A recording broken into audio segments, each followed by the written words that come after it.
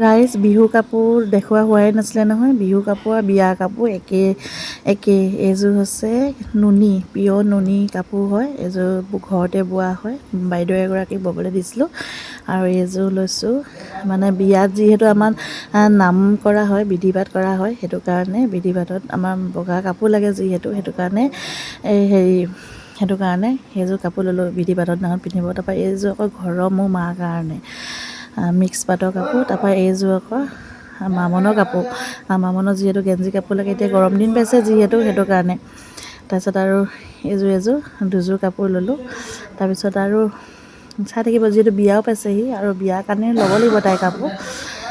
তাৰপিছত এইযোৰ হৈছে মোৰ শাহু মাৰ কাৰণে মিক্স পাটৰ, যিহেতু বিধি পাতত মায়ে পিন্ধিব লাগিব নামত, সেইটো কাৰণে। তাৰপিছত আৰু মুগা কাপোৰ পিন্ধি যাম ছোৱালী আনিব যোৱা দিনাখন, কিন্তু এইকেইযোৰ আৰু নামত পিন্ধিবলৈ কাৰণে এইযোৰহে বিহু কাপোৰ।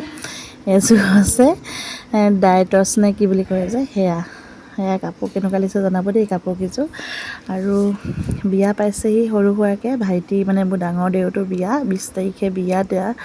বৰ ডাঙৰকৈ পতা নাই, এনেই ছোৱালী গৈ পেলাই আমি ঘৰৰ মানুহখিনি মানে পৰিয়ালটোৱে লৈ আহিমগৈ। তাৰপিছত ইয়াত আৰু বিধি পাঠ তেনেকৈ নাম কৰিব।